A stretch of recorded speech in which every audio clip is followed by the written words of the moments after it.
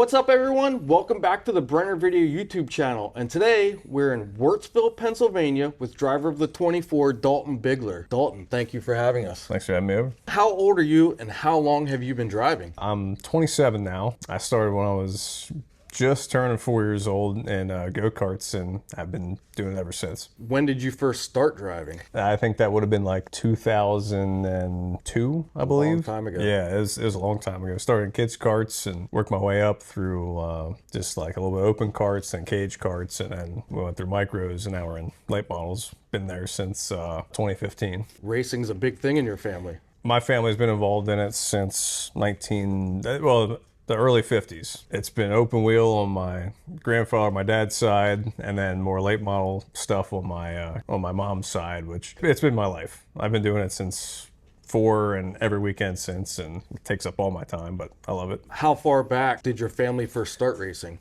It'd be early 50s for my my pap Walt Bigler. We're mainly like a Silver Spring, came around Silver Spring family. He started in the early 50s there. He was at the first ever race the Silver Spring ever had till its closing. So he was there the entire time Silver Springs existed. My grandfather, Ken Ryland, he started in the mid 80s driving late models. He stopped when I first started racing karts. So you went to Silver Springs. Yeah, I was at the track when I was like maybe 2 weeks after being born, probably. Wow. If that. Probably with him, my mom, and yeah, obviously my mom was with my pap racing the late model side. My dad was son of car owner on sportsman's side, and they got together and where I came from, so I was in the middle of both worlds kind of. And you chose the late model. Just something about it being a predominantly open wheel area we're in.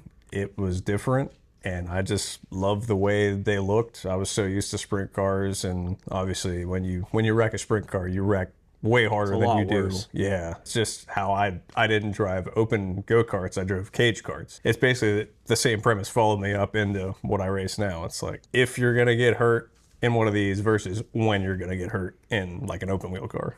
Yeah, because I would assume if your family was that big into Silver Springs in that time, that would have been open wheel cars. Oh yeah, yeah. Everybody was like, I could have gone either way, and a lot of times that's the question. It's like, why did you go like sportsman racing versus why did you go late model racing? And it was just more or less the flip of the coin.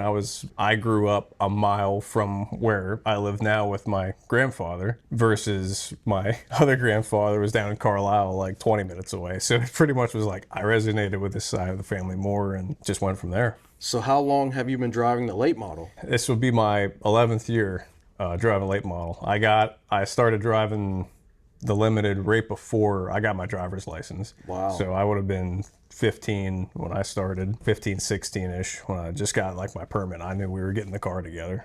When you got into the late models, how did you do?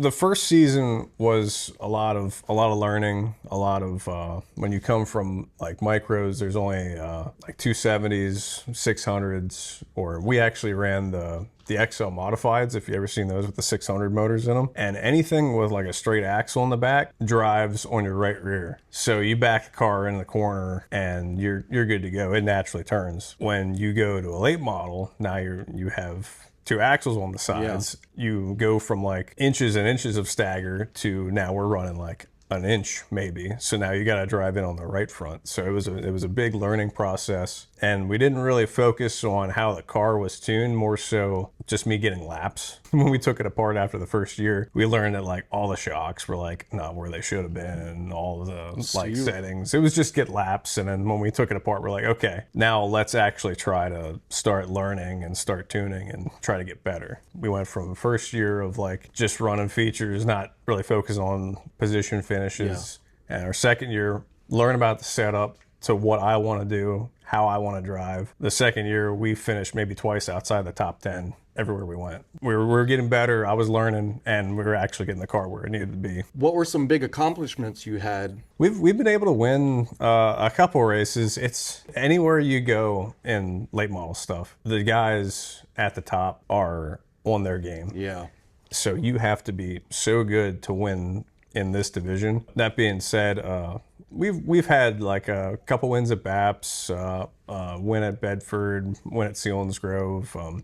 lots of good runs and big races. You know, we ran the Mason-Dixon series in 2018, and I was able to get like some decent runs towards the end of that. And we finished, I think, 6th in points out of all the top guys. Man, that's good. That was such a big learning curve for me, going to a bunch of different tracks I've never been to before, racing against the top guys in limited late models, and it was an amazing experience. Last year, expectations, how did you do? What are you changing for this year? Yeah, last year we primarily ran at Selinsgrove Speedway. My wife is from up around that area, and she works at the track. Her friend group that ended up taking over that track up there, so we primarily wanted to support them. We ran really good. We led a couple features, never ended up getting the finishing results we wanted, but I think we ran 2 races last year. We finished outside the top 10, and one was a DNF. Every race we finished inside the top 5 that we ran last year, and I felt fast every time we unloaded. Looking ahead to this year, we have some BAPS dates scheduled for like when Lucas Oil comes in. We want to run that. We want to run there, Selinsgrove, Hagerstown a little bit, and then up at Bedford. We like going to Georgetown at the end of the year for their big super show, because not too many cars actually venture down there. So we go down for fun, stay at the beach house that's close by, and just have a good weekend out of it. Just to run with supers in this. Has anything changed on the car from last year to this year? Not really. I mean, we put a right side on it and a full wrap on it. Now the left side's I peeled the wrap off of it, put the new stickers on, new sponsors. The nose is from last year, the hood's from last year, the deck's from 3 years ago, the roof's from 3 years ago. Everything's about the same. We just we send our shocks out to get rebuilt, and we send our motor out to get rebuilt, just refreshing up on our program, but everything else pretty much stays the same. Motor-wise, that's what you're waiting on to start your season? Yeah, we've gone out and gotten everything else refreshened and revamped and bolted back on the car, and now we're just waiting on the motor to get back. The car looks great. Who helps you at the shop and at the track? Anymore, it comes down to between me and my grandfather are doing the primary maintenance on the car throughout the week. My great aunt Kim, she comes over and she helps. She washes the air cleaners. She washes the shock covers, anything that, all the filtration system. She usually helps me out and gets that ready to go so I can re-prep all that. My Nana washes my my suits and all my safety gear and sprays all the fire retardant spray on it. So she does that during the week, helps me out. And then when we get to the track, just me and Pap. My sister will help do tires. My buddies, if they're available, come. They'll come help me out if whatever we need. New fuel in the car. My dad likes to come every once in a while when he can make it to the pits, and usually my fuel man, he'll help pour the fuel. But mainly it comes down to taking care of this car, like wash day, maintenance all throughout the week and weekend. After everything's done, it comes down to me and Pap. I love it. I wouldn't change it. Like, you know, it's so much different when you have so many people helping you. You don't really know like what actually has been checked, what hasn't been maintenanced, and you know, you got so many hands and so many different directions. But when it's just 2 people, it actually is like really nice, really focus on what you need to do throughout the week. And some people like it, some people, you know, when you have a lot of people, it's a lot of fun. But it's always just been me and Pap. My cousin John, before his kids got in high school doing all the sports, you know, when life happens, that's okay. Yeah. It's really just been boiled down to 2 people working on the race cars for my whole life. And I was gonna say, if you've been doing it this long, you can pretty much set up everything, right? I'm sure like throughout your videos and your interviews, you've seen how complex these cars are. So we're always chasing what's new, what's fast, what I feel versus what our manufacturer like Rocket says is fast. They give you a base setup from chassis. You put that on the car, and from there it's like, oh, I can tweak here, I can tweak there. So I'm always looking for something just to tune on a little bit more. It's definitely come a long way since 2015 of what these cars have been able to do versus what the chassis are doing, and what you can learn as a driver and what you can learn as like your own crew chief. Just feel where I'm at every time I'm at the track. What's nice about being just 2 people, me and Pap can bounce ideas off each other on like what I'm feeling versus what he's seeing. Be a little bit quicker every time. Now, is there a meaning behind the number 24? A lot of guys use their birthdays. Mine's a combination of a bunch of things. It's my birthday is on the 24th of September. My middle name is Michael, and I was named after Mike Irwin, who used to race number 24 at Silver Springs in the Sportsman. A great guy, never got to meet him. He passed away a long time ago. My favorite late model driver growing up is Rick Eckert. Pap used to go down to Florida during speed weeks in February and would always help Rick, and we got to be close with them and just stuck ever since. Why do you love racing? It's my relaxation. It's my peace. I've been around it so long. I've seen how much this sport can give you and how much it can make you frustrated. It's just something I've been around so long. It's been a way of life for me, and it's something I'm really passionate about and can talk forever about. I like to stay up to date across pretty much anything with an engine and wheels on it. I always say it's my second job. If you love what you do, you never work a day in your life. Exactly, yep. So it's something where I can come home from work, make my wife food, I get her taken care of, and then it's right out to the shop, and that's just my R&R time. It's what I find most joy in, just what I love. If you could drive any other car besides a late model, what would it be? These cars, I say, drive a lot like drift cars. I would love to get into drifting. I like a lot of Japanese S-chassis stuff, a lot of like amateur drift day stuff. We go down to like Summit Point in West Virginia and check that out. I had a little Miata for a point in time where we were trying that out. I love the drifting stuff. I love USAC, is also along the premise like Thomas Meserol, big drifting guy, goes right into a midget or an open like wingless sprint car, just drive anything. I would love to do that. I would not like to wreck one of those because you feel everything. How does your family feel about you racing? They really haven't known any different. Both sides of the family have been involved in it, been around at the track either some way and form, shape of another. It's just normality for them. They know when I get home from work, I'm out to the shop. They know what I'm doing on weekends, and if they want to hang out, they come to the racetrack. We talked about the number. What about the wrap and the design? Any significance behind that? I have a lot of OCD when it comes to the way my cars look. I'm a graphic designer. I do all the designing of this car. The wrap gets printed over at RRI in Newville. The color schemes, I've always wanted to include blue. It's my favorite color. And then the pink as a symbol for breast cancer. I lost my mom to breast cancer in 2012. So anything that I do has to have pink in it. It just also happens to look good. I don't put ribbons and stuff all over the place because it means way more to me than just showing a symbol for a ribbon, because most of the time you see that ribbon, you mean someone's going through it. It's more than the car. It's more than everything. We want that color to not mean that someone's going through breast cancer. We want it to mean just be pink. That's for me. That's what it is for me. Is there any big news coming up this season?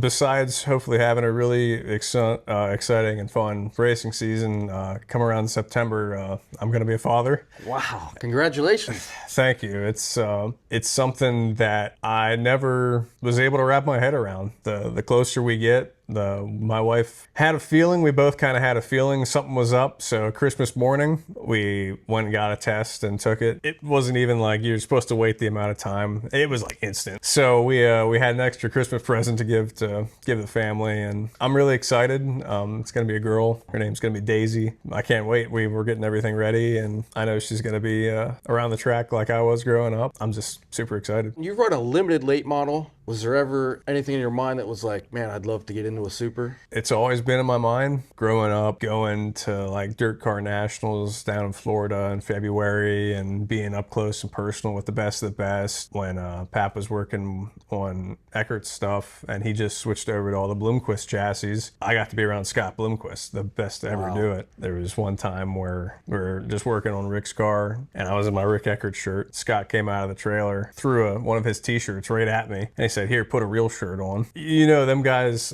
are the best to ever do it. Yeah. And seeing what they can be, what you can become and transform into something larger than life when you're running super late models and being all over the country, it's no doubt about it. I've always wanted to run a super. It's just so expensive. Oh yeah. You can have all the talent in the world, but if you don't have the money to do it, keep up with those guys. Yeah. So at this point, I feel like every track that I unload my car at in limited, I feel like we can either compete for the win or be in the top 5 somewhere. And it's really hard to think that way when you're running super late models. I see both ends of the spectrum. I'd love to do it. I'd love to get the experience and the speed and everything from it. I also understand that where we're at now, we have it so good that we might be missing if we go run a super and just run like 20th every week. Sponsors on the car. Who were here last? Who are here this season? Last season, Rucker Computer Solutions, Kelly Racing Fuels helps us out on fuel, Amos Land and Cattle, Integra by Rocket, who does our shocks. He does a really good job. Forest House Hotel up in Mifflinburg, where my wife's from. They've been on for the past 3 seasons. They've done a great job helping me out. We really thank a lot of the guys that keep coming back, trying to get a good product for them, keep a good looking race car for them, and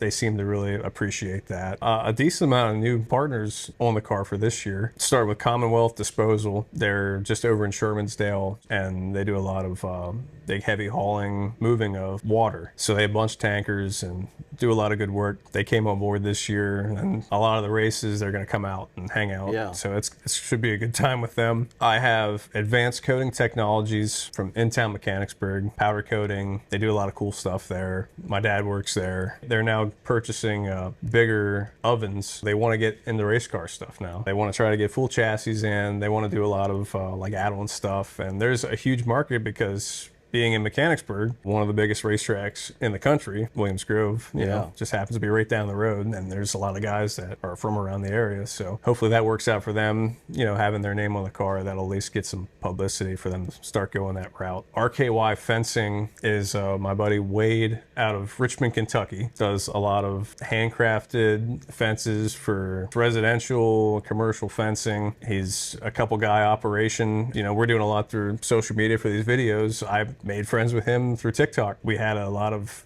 common ground through liking racing and liking NASCAR stuff. And we just started talking it up, and I asked him if he wanted to be involved in my racing, and I can kind of give him some advertising too. And he seemed to really like the ideas. They came on board this year. Another new one is Highline Diecast Collectibles out of the Carlisle area. He does a lot on Facebook, whatnot, and they sell a lot of NASCAR diecasts through that. I happen to be a big NASCAR diecast collector, so Kenny, the owner of the company, I went to Votech with him when I was in high school. He ran micros, so we were involved in racing from there. It just so happened we crossed paths again and came on board this year. We're really excited to represent a bunch of new people and give them some advertising space and give them a good looking car to support and come out and hang out the track with us. I also got 34 Motorsports back on the car this year. They're my official safety gear provider. Awesome people to work with. They do custom suits. They have everything your helmet would need, your gloves, your shoes. They treat me really well, and they're awesome people to talk to. A lot of times they'll come at the track, help you out if you need if you have any like parts failures or you need anything else or have any advice or need anything safety-wise, they'll help you out. Wertzville Innovations on the quarter, our subdivision of our race team.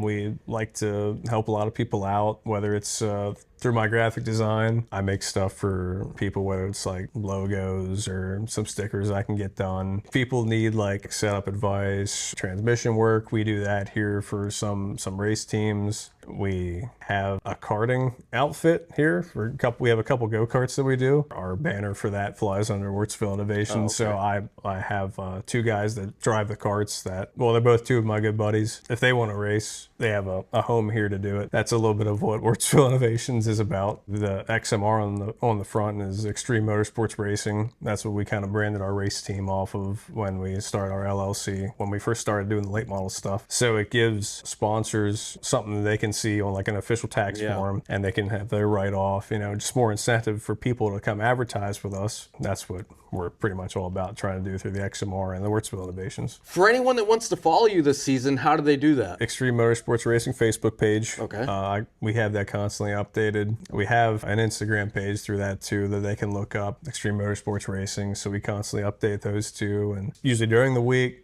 after the race, and then just in preparation of what we're doing, where we're going that week, how we did, any updates that we bring in. Like, we've been constantly updating it for our new sponsors that have come aboard this year and our current ones that just keep right along with us. We go through there. I'm looking to do more video content. I have 3 GoPros that I have on the car most of the time, so I'm trying to make some more videos through that. You can follow me on TikTok. I post a lot of videos where it's a lot of time lapse of either me getting this thing ready throughout the week, posting some GoPro clips from the races that we were at. Follow me on that, and then my personal stuff I post a lot. You know, this is majority of what I like to do. Exactly. And I'm passionate about it. Usually try to keep everybody updated as much as I can. Daulton, it's been a pleasure coming out and hearing your story, the history with your family, the cars. I mean, the car looks amazing. Thank you.